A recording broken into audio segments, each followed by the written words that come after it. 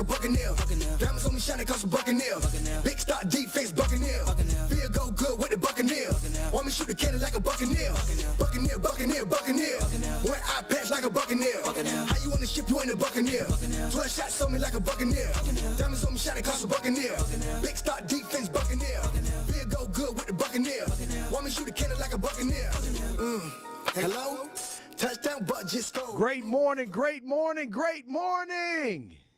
You mic'd up on Monday morning with yours truly, Michael Clayton. It is another episode. Thank you. Round of applause. We are back in the saddle for another episode of Mic'd Up Monday Mornings. And we'll be talking about a few things today. Sometimes it's on my mind that I want to talk faith talk, Bible talk, street talk. You know, sometimes it get a little gangster, all right? Sometimes it gets a little gangster in the streets, and we got to talk about what's going on. Today, we're going to talk about purpose a little bit. For some reason that's been on my heart to talk about purpose. So I got 7 characteristics of purpose for you today. A quick little positive message for you to digest, receive it in your soul, and apply it to your life if you see fit. The Tampa Bay Buccaneers get off to a 2-0 start. They met against the Atlanta Falcons this past week in a game that everyone thought that the Buccaneers would dominate. Came down to the wire for a few minutes in the game, and then the Buccaneers were able to make some plays defensively. 2 pick sixes by Mike Edwards, a replacement safety for the Tampa Bay Buccaneers, replacing Jordan Whitehead, came in and had 2 pick sixes in about 2 minutes. It was a very exciting time, a very exciting scenario of plays that the 65,000 in attendance in Raymond James Stadium got a chance to witness. And our Tampa Bay Buccaneers went on to dominate the game by the end and go on to 2-0. We'll be talking to the great Ricky Reynolds today. He stopped by to chop up some Bucs talk and some other things that he has going and what he's been doing in the community. So we'll kick it with Ricky Reynolds today.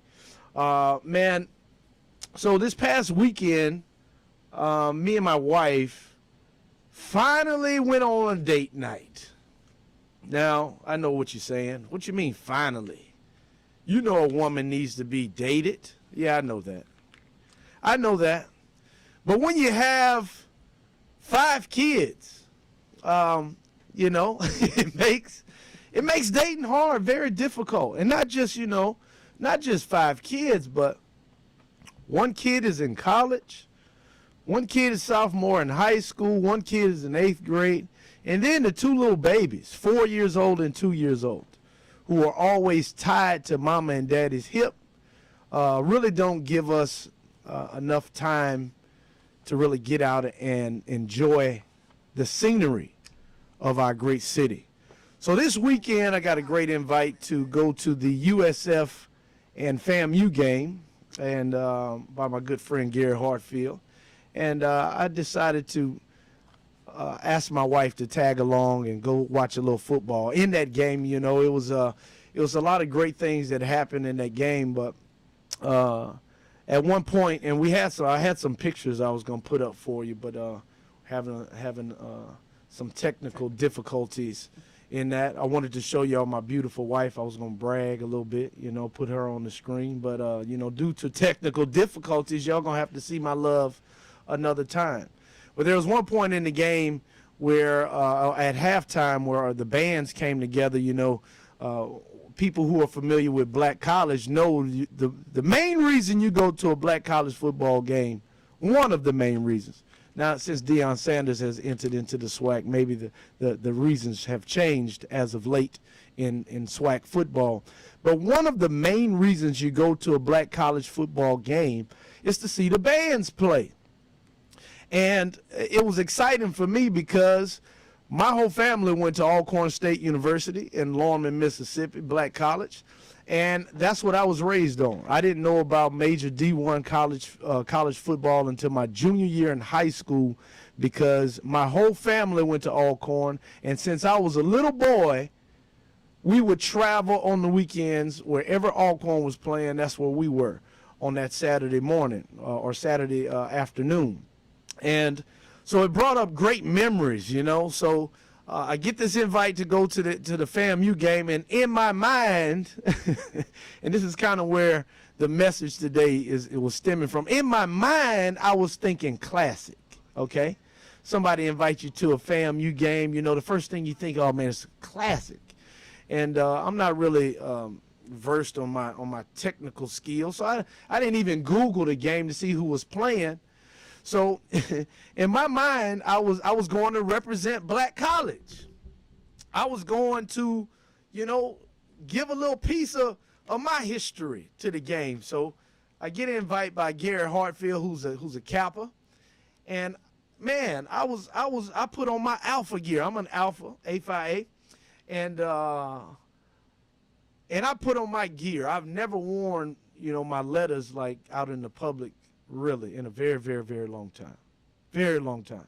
So I was going out there to represent. I had my Alpha gear on, and I'm going to a Black college football game to represent. All right? And my wife looks at me when she sees my outfit. It's yellow, big yellow shirt with a number on the back, 8. My line name was on the back, Immortal. And I looked like Big Bird out there. I'm just going to be honest with you. All right? I looked a mess. All right? You're laughing at me, Bezel. Yeah. I did look a mess. But there was purpose behind me wearing that outfit. That purpose of me representing my fraternal letters, my fraternity, was because I was going to a Black college football game, and I was representing my Greek letters that I had learned from my uncles and cousins from Black college, and, you know, seeing them step and doing all these things. There was purpose behind me wearing this Big Bird outfit. So in my mind, I looked good. And then I had purpose. So people be like, oh, you represent the Alphas, you know, and, you know, a conversation starter and, you know, all of those good things. I thought about it. I had purpose behind my outfit. But I was wrong. It really wasn't a Black college football game. It's just a Black college football team was playing. They were playing not in a classic Black college football team versus Black college football team. No, they were playing against USF. So, they were playing against USF, which is, you know, a diverse university by all means, but it's not a Black college university. So, you know, it wouldn't be appropriate to wear, you know, do Black college things at a game that isn't involved with 2 Black college teams, if you understand what I'm saying. So early in the week, me and my wife had a conversation about, you know, purpose, and how purpose, when you add purpose to things, it gives things clarity. It brings what to chaos, okay? Or it brings order to disorder, okay? So what we were saying, my wife and I, was that, you know, somebody can paint their hair or dye their hair pink, all right? And you will see this person on the street with pink hair, and the first thing that you may think is, man, you know, they might be going through something, or, you know, they out there. Or I wonder what they're going through. All right, that might be, you know, you know the world we live in. You know you judging people when they looking crazy and looking a mess. All right, we've all been there. But you probably would make the assumption that someone rocking pink hair, all right, in downtown Ybor, all right, is off the rockers a little bit. Could be off the rockers a little bit. I don't want to offend anybody. But if the person who was rocking pink hair told you, my mother just passed away from cancer or breast cancer, or my grandmother is battling breast cancer, And I'm wearing this pink hair to honor them, to be in the fight with them. And I'm making this loud statement to bring awareness to the people who are suffering from cancer and the people who have the resources to cure cancer. If a person wearing pink hair told you their purpose behind it, then it would all make sense, right? And you most likely wouldn't pass judgment on the person. You wouldn't think that they're off their rocker. You wouldn't think that they're crazy because you know the purpose of the thing. So my wife and I, we were talking about how purpose kind of brings order to chaos or confusion. And when you know the purpose of a thing, it opens your eyes and it makes everything okay. So I'm going to the game, and the purpose of me wearing the big yellow outfit, all right, my alpha letters and alpha jersey, was that I was going to represent Black College. But I had it wrong.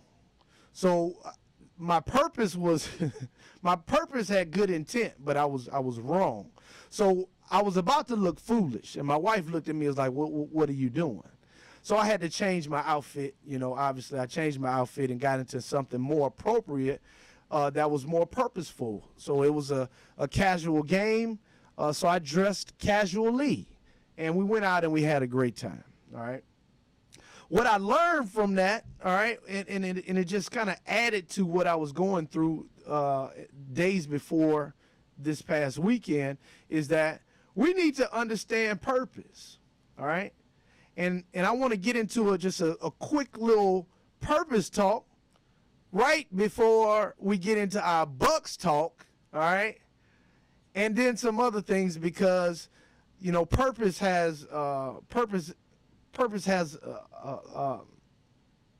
is very heavy. Purpose is very, very, very heavy. And there were some things that I was studying about purpose. Now, y'all, those who follow the show, y'all have heard me speak about purpose in many different ways.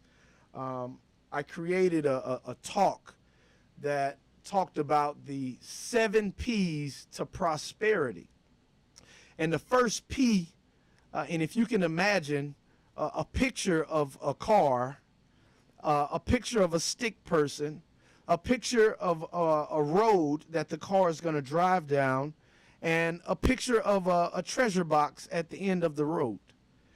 And those 7 P's to prosperity begins, the first P, with purpose. And that purpose is the vehicle which that stick person is going to travel down this path. All right. The purpose is one of the most important things in life that you can discover. And in my opinion, it's not just, the purpose has a deeper meaning than just what are you here for. It's the why you're here. And it's God's original plan for you to be here. But the first thing in the 7 P's was your purpose, discovering your purpose, your vehicle of which you will move through this world. The second P was the person, which means I call it the hands and feet of God. God, you can't do anything. God won't do anything on this earth without people, without creation. In Genesis, he says, let us make man in our image and let them have dominion over the earth. He gave us the power here on earth. So God needs his people so that he can show his power on earth. He will only act through people. That third P was the passion, the power, the principles, plan, path, and all the way to prosperity. But we're going to get into some purpose talk right here in the opening. I'm going to bring in a very, very, very special guest. I've been knowing Mr. Ricky for a long time, and he's done a lot of great things in our community.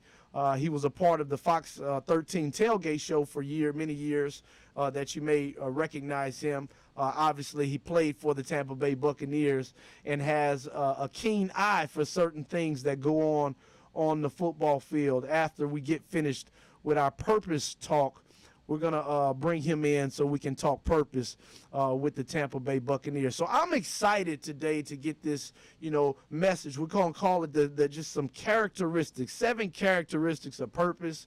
We're going to get them to them real quick. We're going to put those to your ears, give you something to chew on, and once you're able to digest that, hopefully it will help you out in your life. Y'all stay tuned. You're mic'd up on Monday mornings with yours truly, Michael Clayton. and we will be right back.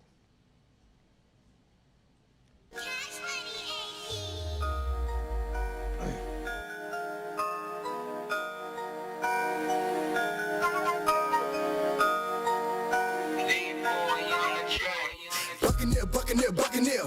One eye patch like a buccaneer. How you on the ship, you ain't a buccaneer. 12 shots on me like a buccaneer. Diamonds on me shining cause a buccaneer. Cancer affects everyone, but minority populations are often hit hardest. Moffitt Cancer Center is working to address the barriers that keep some groups from getting the care they need. African Americans develop cancer at a younger age, have more aggressive cancers, and experience worse outcomes than the general population. While cancer treatment is evolving with precision medicine, who is being left behind? We know for many decades that some groups experience a greater burden of cancer than others. We can prevent it, we can detect it early. It's very beatable when we find it early. I have worked with cancer patients during their treatment. All cancer patients have courage.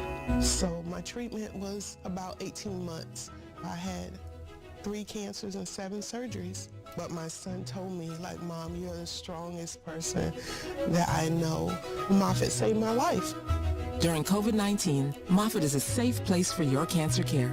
Call now to schedule an appointment. Hey, this is Agent Wright, better known as Mr. Clean. You looking for some great barbecue? Come see them two brothers in the grill, located at 423 Virginia Street, Charleston, West Virginia. We got ribs, chicken, pulled pork, brisket, collard greens, mac and cheese, baby. Come get some and get you a nice, smooth cigar. 304-550-4431. That is 304-550-4431. Come get some, baby. The Rib Man, mama, the Rib Man. This is Kevin from Steppin' with a Vision, where I teach the smooth art of Chicago-style stepping.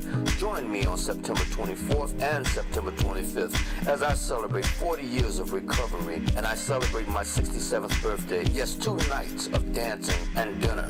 Workshops on Saturday the 25th if you want to learn to dance at 3315 Lemon Street in Tampa, 912 East Fletcher on Saturday. See you there.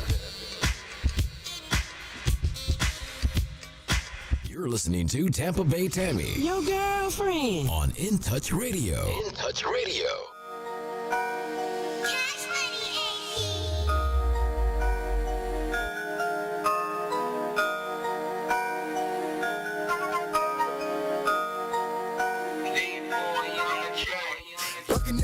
Buccaneer.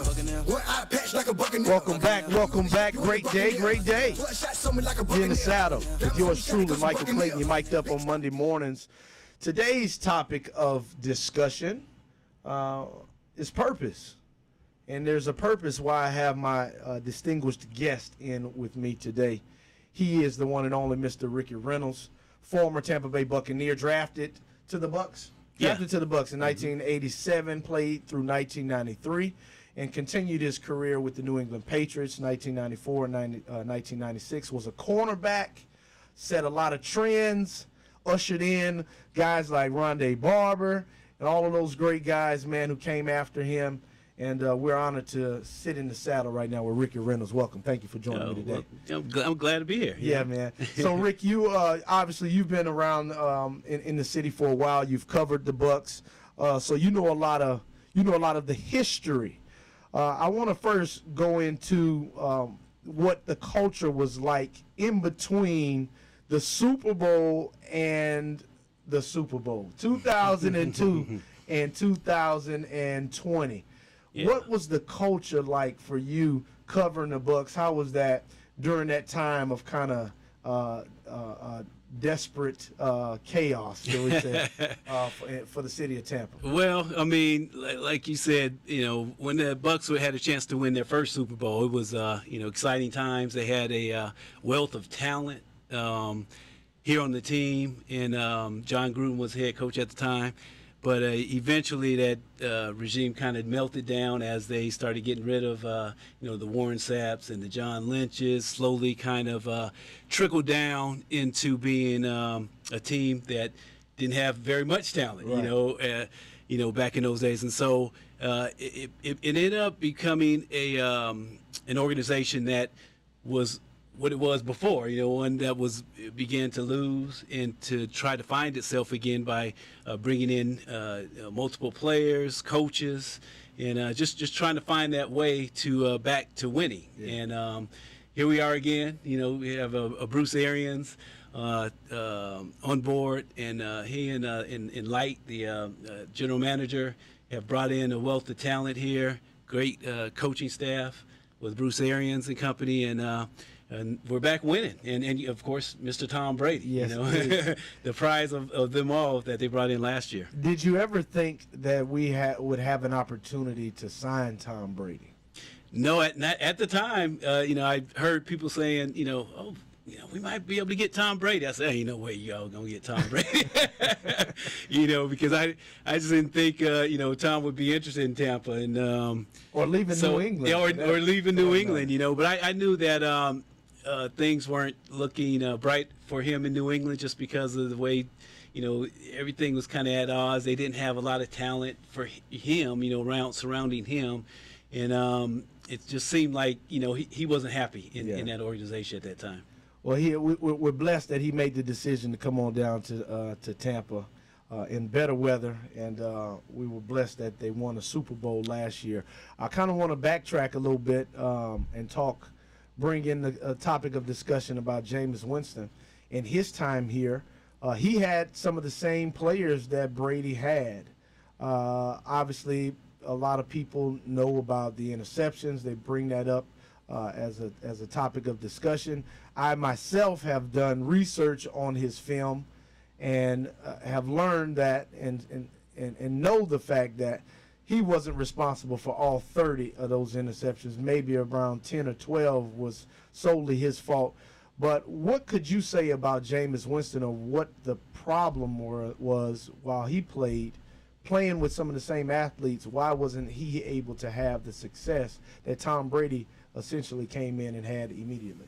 Well, I think, with Jameis, number one pick, a guy with tremendous talent, can throw the ball down the field, can, make plays, great athletic ability, able to escape from the pass rushers, things of that nature. I think it came down to decision making. I think he was a guy that wanted to win desperately enough to try to make a play at all costs. If his team was down or trying to fight to win, instead of throwing the ball away or taking a sack, he would sometimes force it and cause himself into some trouble. Yeah. And that was the downfall of him was his decision making. Yeah, and we kind of saw a little bit of that this past game out of Jameis, who had 2 interceptions. Some of the same decision making. Probably should not have thrown a few balls this past weekend. Ended up being intercepted. But we move on to Tom Brady. Tom Brady comes in and has immediate success. We understand Tom Brady's greatness, but could you pencil in like something specific that ignited this team to be the best in the world last year based upon the addition of Tom Brady? Well, that's good. Number one is the talent. They brought in a wealth of talent here. Leonard Fournette and Antonio Brown and Gronkowski and along with Tom. They just loaded this team up. Yes, and drafting Worse, at tackle. That kind of really sealed it. Deal. Yeah, because he was able to protect Tom and help keep him off the turf. And I think that's one huge key that really helped this team to get over edges is surrounding it with really good youth and veteran leadership. Yes. And Dominican Sue, JPP, all those guys. It's a great combination, and what they've done personnel wise has really set them apart from a lot of organizations. Yeah, Tristan Wirth. Undoubtedly one of Jason Light's best draft picks, a standout performance last year by the rookie. It really set the tone for a lot of things moving forward in a positive way. I want to real briefly talk to some of the weaknesses, in my opinion, about the Tampa Bay Buccaneers. You mentioned Leonard Fournette, who we all know is a standout back. Ronald Jones has had some great moments. But I believe, there's two weak links, the secondary, but also offensively, it's the running back position. And I don't think that we are getting everything just yet that we can out of our running game. And we've seen some changes. Leonard Fournette starts the first game, then Ronald Jones comes back. Were you pleased in Ronald Jones's effort, or what do we have to do in that running back position to kind of, get better? Why, or if you feel like we're falling short, why is that the case? Well, I think the number one thing is, you have two good running backs. I think they're solid backs. I think they're guys that know how to play the position. They work hard. Any one of them can take it to the house at any time. But I think you have to run the football. Yeah. We don't run it enough. We turn away from it quicker than we probably should. And you have to stick to the run if you want it to work. Both of these guys, I think yesterday, both of them averaged around 4.7, 4.5 a carry, which is good. That's a solid average. But especially in Ronald Jones' case, I think he's lost a little confidence. Because he'll come in, he'll play a little bit. He may make a mistake, then they pull him out. And then put Fournette in, and then he's going. But then Ronald's kind of forgotten. And so I think he's lost a little confidence myself. And then Fournette actually has kind of gained some. He's really starting to play a lot better. He's picking up blitzes and catching the ball out of the backfield. And it seems like he's running a little harder than what he started out running last year.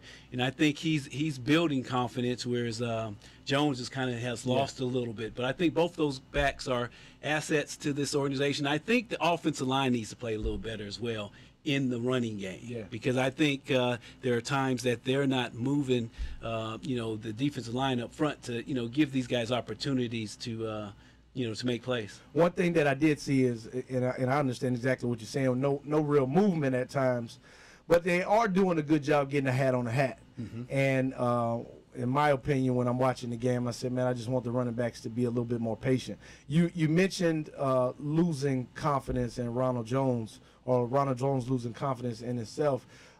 Being a player yourself, what does a player have to do to gain confidence amidst the pressures of just being in the league and having to perform on a week-in, week-out basis? How does Ronald Jones regain his confidence? Well, that's a good question, good point, because it happens. Believe it or not, the National Football League, as great as some of these guys are, they do lose confidence if they're not playing well, or when adversity hits, in their situations. They do lose confidence, and in order to kind of rebound, it's really all mentally. You have to check yourself and go back to the lab and say, all right, let's get back to our fundamentals. Let's get back to what's made us the player that we have been and what got us here to this point. And you might want to go in, look at some old tape of yourself, study what you're doing right, what you're doing wrong, and kind of reevaluate. But you have to reassess your mind and try to get it back on a positive track to where you can focus on just trying to get better, and it starts in practice. You got to go out there and you got to work on those things that are causing you not to be successful, and to go out there and work on those things in practice and try to improve on those next few weeks of playing. I remember when I was going through some down moments for the Bucks, and we called it going in the tank. Yeah. So I was in the tank, and a good friend of mine who just passed away, R.I.P., Trevor Moad, who was a good friend of mine, mental conditioning coach. He's worked with Russell Wilson and so many athletes across the country, man. And he came and got me, man, and drove me down to Sarasota, made a highlight tape for me from college, reminded me of who I was as a person and as a player. And that kind of helped get me in my right frame of mind. But also one of the things that helped me is finding, and it was one of the topics of discussion today, was finding your role, finding your purpose. A lot of times when you draft it, you have this big mind. I want to be the biggest and best, or all world, all pro, and all of these things, and then it don't happen. Yeah. And then you find yourself having to play a role. Yeah. But when you are content with being that role player, a lot of times you can push aside all of that stress and confusion and all of those things and focus on your purpose. So all of those things are beneficial to me, and hopefully Ronald Jones can tap into some of those things, because we definitely need him down the stretch. All right, we're going into break 3. Y'all stay tuned. We're coming right back with some more Bucks talk, and then we're going to get into some purpose things. All things moving forward. Y'all stay with me. You're mic'd up on Monday mornings with yours truly, Michael Clayton. We'll be right back.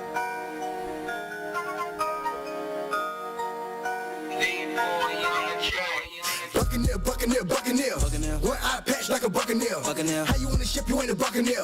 12 shots on me like a Buccaneer. Diamonds on me shining cause a Buccaneer. Big start, deep face, Buccaneer.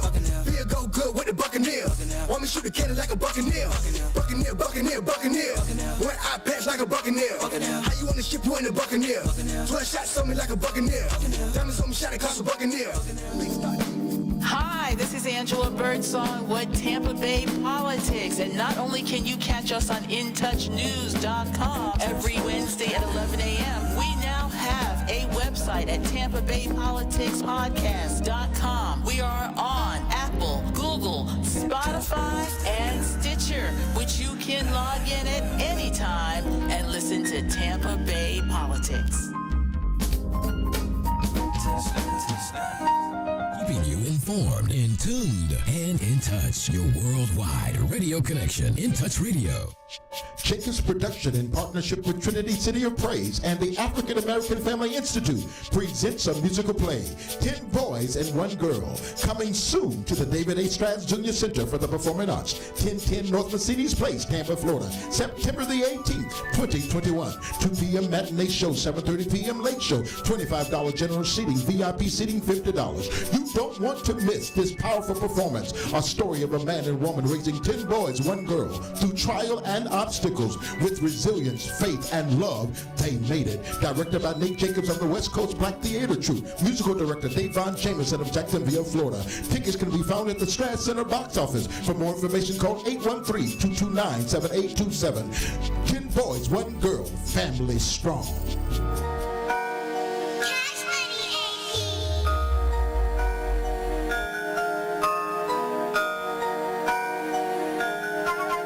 Great morning, great morning. Thank y'all for staying tuned. You're mic'd up on Monday mornings with yours truly, Michael Clayton. And we are back in the saddle with Mr. Ricky Reynolds, former Tampa Bay Buccaneer, former New England Patriot. And we're on the topic of discussion about the Bucks. But I want to take a brief break from that, and I want to go into 1987, Rick. Tell me about being a young black man and being drafted into the NFL, and how that was for you in that moment. Wow, that was a great moment for me back then. Going into, coming out of high school, I was just excited to play college. I didn't even think about going to the National Football League at that time, but I was just excited for the opportunity to play collegiately, and having the opportunity to go to Washington State and then start seeing, Ruben Mays and Mark Rippon and some of those guys I played with to be drafted. And I was like, man, that'd be great, And so all of a sudden it was my turn. And after my senior year, had the opportunity to get drafted to Tampa Bay Buccaneers, second round, number 36 person picked coming out of that year. Exciting, young man out of Sacramento, California, who, was in a little bit of a rough neighborhood, back in the day, and to be able to represent, my family and my neighborhood where I grew up, and all, the people that supported me over the years, was a fantastic feeling. Now, I want to kind of give our viewers some perspective. I remember, like, in 2005, I remember second round pick. Alex Smith was a second round pick. I believe his signing bonus was maybe $900,000 in that area.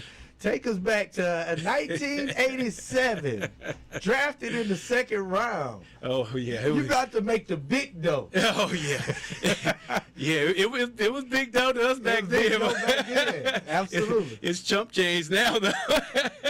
The money that I made is chump change now. Yeah. In comparison. Yeah, I think my signing bonus was like $250,000. Oh my goodness. It's 36 person picked, and I kind of laugh when I think of even my contract, compared to what these guys make now. I think in a day. Yeah, you make it in a day what you made in your whole career. The free agents make more than what I made. That's so awesome. Yeah. So you talk about being drafted and that being an experience where you can represent your community. You have a great career, played a long time. And in that long time of playing, I'm sure that you accumulated some great football memories. And I know I have. And sometimes some of those moments bring me to tears. But do you have any memories? Like, what's your greatest football memory that you can think of that really touches you still today? Well, I mean, there's a couple of little things, but it was that first game that we played. It played against the Atlanta Falcons, and standing on the sideline, they were singing the national anthem, and just jets flying overhead, and realizing I made it to the National Football League. Man, it sent chills up and down my spine, tears coming out your eyes, and I still think about that day, and it was, just the journey. Yeah. The journey to get to that point was a tremendous one, and to think back that I made it, to National Football League was very exciting. Another one was one of my best games was intercepting Joe Montana twice. Oh yeah. Yeah, and I come to find out I'm the only player to ever intercept Joe Montana twice in a game. And I had a great game that game. I think I had 2 picks. I knocked down 5 passes, caused a fumble. Roger Craig coming over the top, busted him up. You were a headhunter. Oh, yeah, I didn't mind tackling. And so I had a great game, and that's one of the great memories that I had that I store as far as game competition. Yes, indeed. I have a Joe Montana jersey in my collection, man. Yeah, and, yeah. Man, so many. So who are you still in awe about that you got a chance to play with or play against? Who was that biggest name player that you say, man, I got a chance to shake Jerry Rice's hand one day and take pictures with him after one of the games when he was with the Oakland Raiders my rookie year. And we were born on the same day. I was wearing number 80 because he wore number 80, and it was just like, man, I'm a kid in a candy store right now. Who was that player for you that just kind of just got your starstruck? Probably Walter Payton. Okay. Yeah, I got a chance, at the end of his career. He's going out, I'm coming in, and had a chance. Of course, we were playing in that division, the black and blue division back in the day, and had a chance to play against Walter Payton and tackle him a couple of times, during the game. And I was like, you ain't tackled no Walter Payton. I tackled Walter Payton. You ain't tackled Sweetness. Yes, sir. So he's, one of the greatest that I've ever played against, and a real honor to be able to play, and tackle. Of course, Jerry Rice and some of those guys. One of the most spectacular players I ever played against is Barry Sanders. Oh, okay. Barry Sanders. Oh my gosh! You talking about a guy that now you see me, now you don't. He was. Yes, he was so quick and explosive. He could be there 1 minute and gone the next. I've never played against a guy that was that was like that. Football has changed so much, but I think Barry Sanders still is one of those players that, you can take his skill set from back in the day and you can plug him in the 20th century. And you say, man, he'll still do the same thing. Yeah. Without a doubt. I mean, you just don't have talent like that. This guy could have done it, and he could have done it for many more years if they would have traded him or got him a decent coach over there. Yes, but he was a tremendous athlete. Well, Walter Payton, he went to Jackson State University. So I grew up.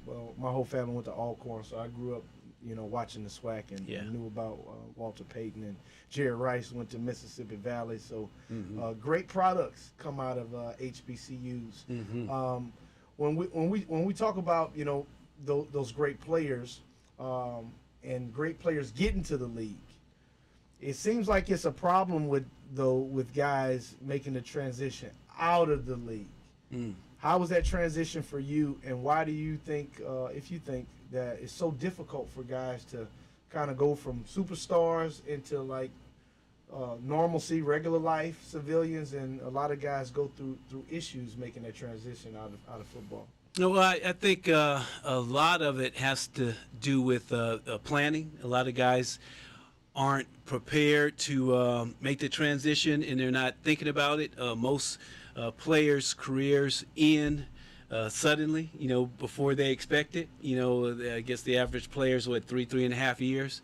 And so when some of those guys' careers all of a sudden end, and now they have to kind of, find something else to do, a lot of them don't know, what to do, or hadn't planned on what, their adjustment was going to be, once they left the National Football League. So I think that's a big part of it is planning. I think the National Football League is doing a much better job now because they have programs in place to help the guys with internships and things of that nature. But back then when I was playing, or maybe even when you were playing, they didn't have a lot of those programs around. And so once the guys were done, it was like, all right, thanks a lot. And, don't let the door hit you as you leave, and you're done, and so it's a shock. It's a big shock to the guys, and now I've heard stories of guys, laying on their couches for years,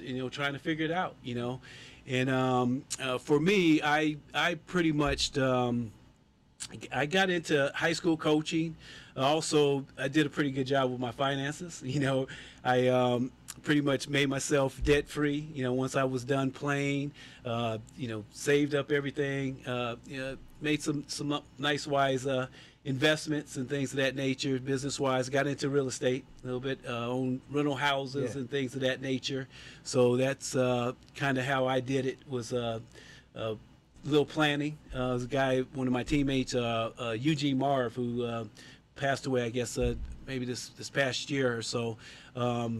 He was into real estate at that time, and just talking with him, and he pretty much was investing all his money into the real estate, and so I got some ideas from him and started doing a little bit of that while I was playing, and that's kind of helped. Did you ever think, like, when you make the transition out of the NFL,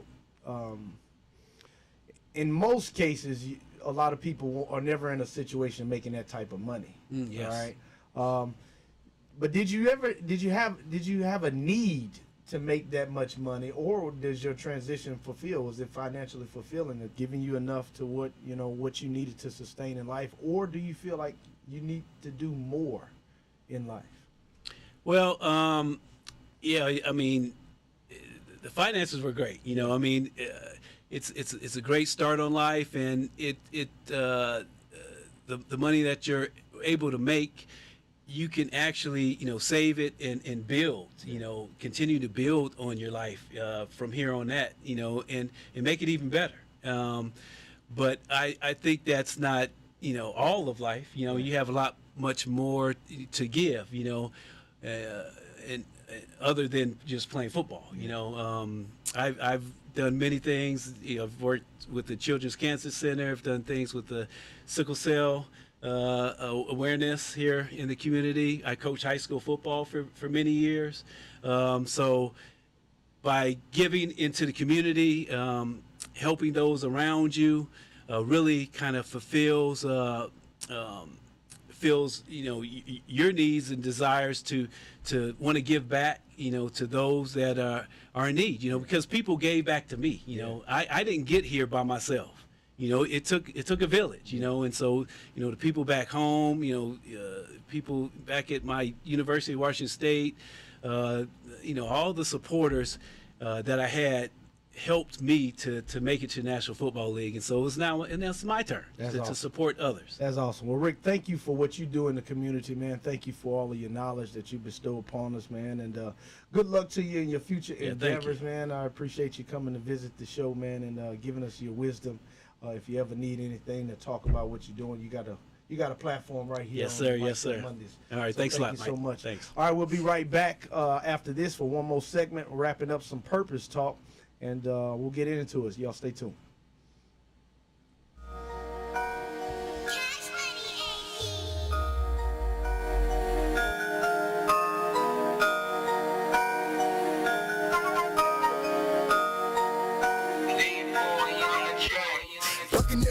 Buccaneer.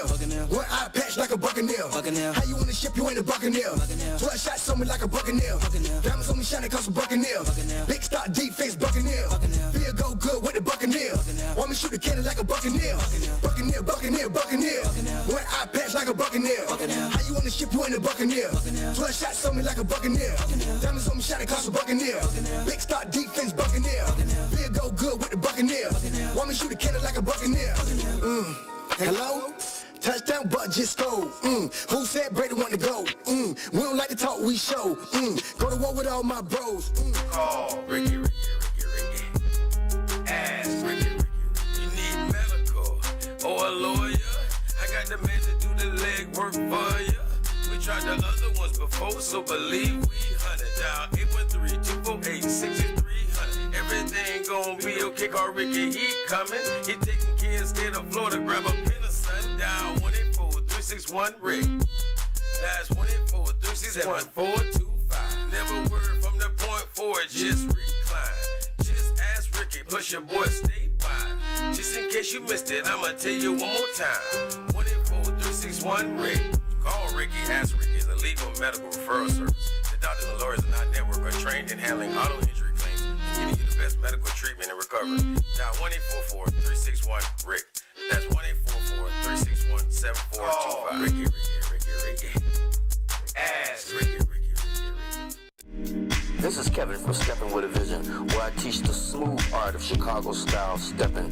Join me on September 24th and September 25th as I celebrate 40 years of recovery, and I celebrate my 67th birthday. Yes, 2 nights of dancing and dinner. Workshops on Saturday the 25th if you want to learn to dance at 3315 Lemon Street in Tampa, 912 East Fletcher on Saturday. See you there.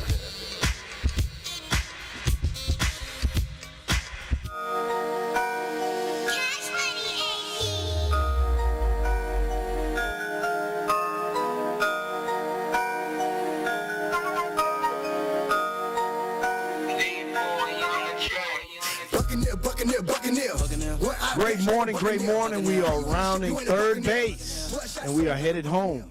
About to close out the show. Thank you for all who are tuning in to the In Touch News Network, listening to us. Thank you for those on the P4P platform as well. We talked to the great Ricky Reynolds today, former Tampa Bay Buccaneer, who's doing tremendous things in the community, and always good to see our former Tampa Bay Buccaneers in media. I like it.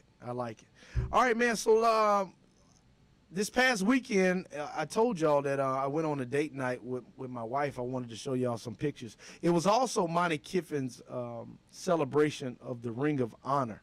Monty Kiffin, the famous defensive coordinator here in Tampa, known for the Tampa 2 defense, was honored, which means his name will be on display in Raymond James Stadium. They did the unveiling this past weekend, and all of the players who played with Monty Kiffin or played for him or with him got an invite to Raymond James Stadium. So I was able to go down and take some pictures. They had this big life-size picture of the Lombardi Trophy. I was able to take a quick little snapshot. And then it was always good to see some of my former teammates. Ran into old Mike Allstott, who's a very good friend of mine, has a great Mike Allstott Family Foundation golf tournament every year and many events to give back to the community. He's been a pillar here. So got a chance to run into him. Got a chance to run into Sheldon Quarles, who's a big brother of mine, who is one of the key players on the 2002 World Championship Tampa Bay Buccaneers. And Shelton is one of those guys who has a statue in the facility. All of the top players, Simeon Rice, Warren Sapp, Derek Brooks, Rondé Barber, John Lynch, all of them, and John Gruden, and along with Sheldon Quarles, they have a statue because those were the guys that were the pillar for the team. And it was just good to run into those guys, man. You know, when you play in the National Football League, once you retire, like, that's really not it's not 100% guaranteed that that's like your home. Like, you're always going to have an invite back. So it feels good that when an organization takes the time to invite you to things and to make you feel still a part of the organization. So shout out to the Glazier family for giving a wonderful celebration to Monty Kiffin, but also treating us top-notch respect, man. We had great food, shrimp, bacon wrapped shrimp. I don't even eat bacon, man. I almost tore into a bacon wrapped shrimp, steak, all kind of delicacies, and it was an open bar event, man, and they just did it top notch. And so we want to thank the Glazier family, our owners of the Tampa Bay Buccaneers, for showing us that love, man. It was really good to see Monty Kiffin, Mike Allstott, Shelton, and all of my other guys. I also ran into Brian Kelly. Brian Kelly, one of the former cornerbacks for the Tampa Bay Buccaneers. We got the picture of my hot smoking wife. Yeah, man, and I told you I went on a date night. I want the people to see my hot smoking wife, all right, because she hot and smoking. Ain't she hot and smoking? Doctor. Her last, before I married her name was Wright, and she became a doctor. So she was Dr. Wright. She was Dr. Oh, you see that, baby? Oh, look at that, baby, that beautiful smile. She's so mean to me sometimes, though, y'all. You know, she can beat me up a little bit. All right, so y'all pray for me. But my queen is definitely beautiful, man. All right, listen, man. I want to get into a little talk, man. We talked about purpose at the top of the show, and on every show, I like to kind of give y'all a few things where to enhance your life, so to speak, to give you something that you can think about, contemplate on, and if you choose, man, just to, utilize this information. This is a championship conversation, kind of like that picture you're seeing right there. This is to be a champion, all right. And we're talking about purpose, and I've learned that there are 7 characteristics of purpose that people need to pay attention to. Earlier in the show, I told you that purpose kind of brings clarity to chaos. Some things don't make sense. Some things you can't understand. Some things you may pass judgment, or you may have a wrong interpretation of things. But when purpose is revealed, you get the clarity, you get the knowledge, you get the wisdom, and you're able to see the reason, the why for things that are happening in your life, and the why things are here on earth. And it is definitely has been a joy of mine to be enlightened, understanding that everything in life has purpose. So I got 7 characteristics of purpose that I want to share with you, my viewers today, to bless you. Purpose number 1, all right, or characteristic number 1 of purpose, all right, and some people say, Mike, you always preaching. Why you always preaching? I mean, I wouldn't say I'm not a preacher, all right? But I love God. And that's one thing that you always gonna get out of me. I love God. And I love what God has done for me and what he continues to do for me daily. I see his presence in my life. I feel his presence in my life daily. Some non-believers or people who don't have a spiritual background may say, man, you crazy. That ain't true. Well, listen, that's for you to say. I can only give you what I feel, what I see, and what I understand. And I know that God has been good to me, and I'll never be the individual I used to be. That's for sure. And that is due to God's, the way that God has touched my life. So off the bat, the first characteristic of purpose that I realize is God is a God of purpose. All right? God does nothing without purpose. Everything that God does has a purpose. When you look at anything tangible in this world, every animal, every tree, every thing that you can see, feel, and touch, and smell has a purpose. Characteristic number one, God is a God of purpose. Characteristic number two of purpose, nothing in life is without purpose. The flea has a purpose. The fly bezel has a purpose. The roach, yes, the nasty, disgusting little roach that you just smashed on the bottom of your shoe and didn't even have the decency to wipe up the guts. That roach and his guts has a purpose. Nothing in life is without purpose. Characteristic number one, God is a God of purpose. Characteristic number two, nothing in life is without purpose. Characteristic number three, all right? Not every purpose is known, Bezel. This is true. God is a God of purpose, all right? Nothing is without purpose, but not all purpose is known. Why did you kill that roach? Because it was in the way. I don't know. Why did you kill that snake? Why? I had my wife hates snakes. And I live in Thanona, in the country, so they just, you know, they're friends of mine because I see them all the time. All right, and some of them like to hang out by the garage. And my wife saw this snake and she just wouldn't go outside no more. Ruined her whole year. Because every time she walked outside, she saw the snake. When she ain't see no snake. All right? Yeah, but they're not cool, though. I mean, they friendly. They're not even that friendly. That's what you say when you don't know the purpose of the snake. Okay. Now let me finish my story. I'm sorry. It was a black snake, a friendly little black snake. Black snakes don't even bite. But my wife went crazy when she saw that snake. And what did I do? I got rid of that snake, y'all. How did you get rid of the snake? Well, I had a shovel.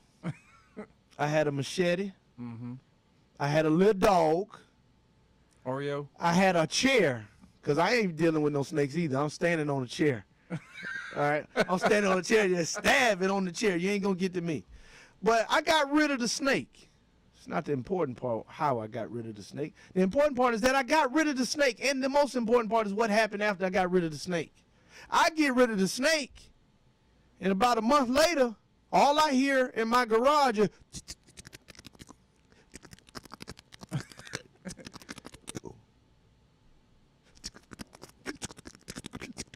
What is that noise?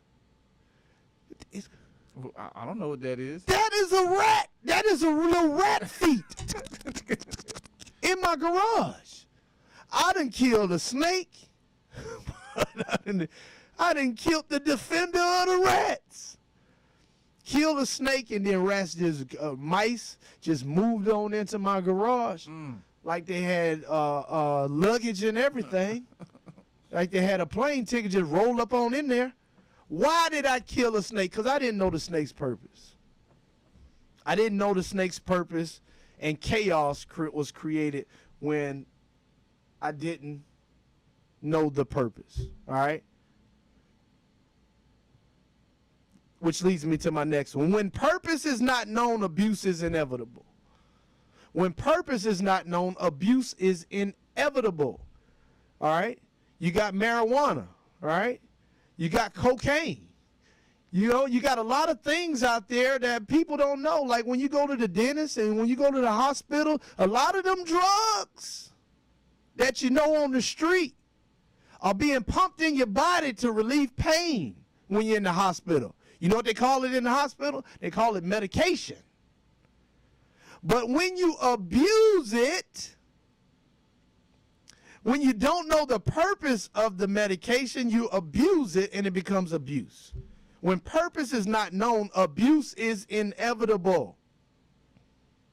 Number 5, if you want to know the purpose of a thing, don't ask the thing. If you want to know the purpose of a thing, don't ask the thing. Do you understand what I'm saying? Not really. He don't feel me. If you want to know the purpose of a thing, don't ask the thing. All right? What do you have to do? You got to ask the creator of the thing. Because number 6, only the maker of the thing knows the true purpose of the thing. And last, number 7, purpose is the key to fulfillment. Nothing will be fulfilled if you don't know its purpose. That's the word for today. Know your purpose. Study it. Write those things down. Make them one with your life. 7 characteristics of purpose. Thank you to my guest, Mr. Ricky Reynolds. Thank you for those who tuned in, watching us on the radio platform, In Touch News radio platform. And we will see you next Monday for another episode of Mic'd Up Monday Mornings with yours truly, Michael Clayton. We out of here.